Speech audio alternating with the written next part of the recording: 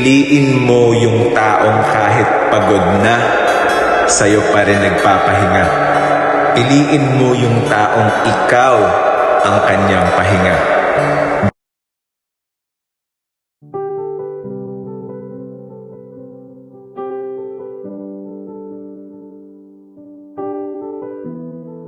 Kalagitnaan ng liga dito sa amin.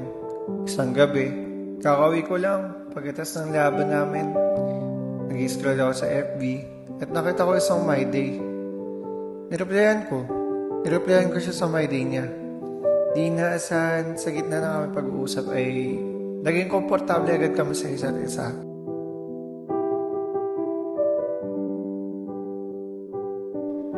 Nagtagal ang aming pag-uusap at sa hindi na naman inaasahan ay nahulog kami sa isa't isa.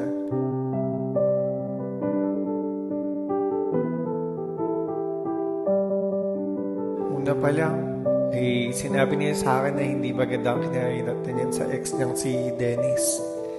At sinabi ko naman sa kanya na huwag siyang maglala dahil tutulungan ko siyang mag-heal. At nagpatuloy ang aming relasyon. Gabi-gabi ay nakikita kami sa court kasama yung mga kaibigan niya. At para tumambay o di kaya ay mag-volleyball. Maayos ang lahat nun. Gala sa donya, sa dagat. Ngunit, bigla na lang may di inaasahang nangyari.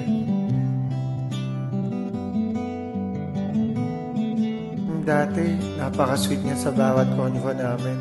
Pero ngayon, bigla siyang naglamig. Inintindi ko siya dahil mahal ko nga siya eh. Hanggang sa isang araw, nag-demand siya ng cool off. Wala akong idea kung bakit nagkakaganon siya. Hanggang ilang araw pa lumipas, tuluyan na siyang bumitaw. Sobrang sakit nun.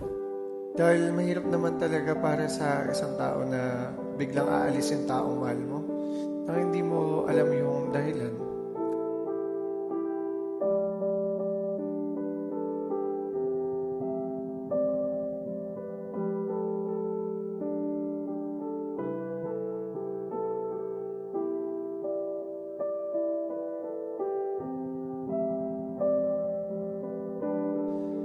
Gabi-gabing luha palagi ang dinanas ko after mangyari ang paghiwalay na yun. Malapit na sana ako maging okay eh.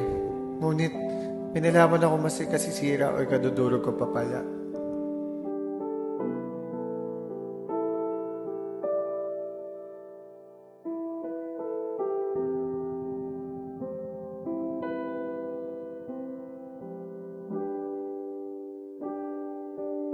Minsan ay ini-stalk ko siya sa FB account niya at nakita ko ang mga shared posts niya. Nagulat at nasaktan talaga ako sa mga nakita at nabasa ko.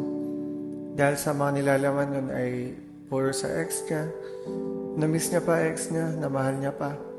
Sumagi sa isip ko ang maraming what ifs na baka habang kami pa ay baka mahal niya pa ito, na baka maging rebound lang ako. Binuo ko yung tao na siya rin pala ang sisira sa akin.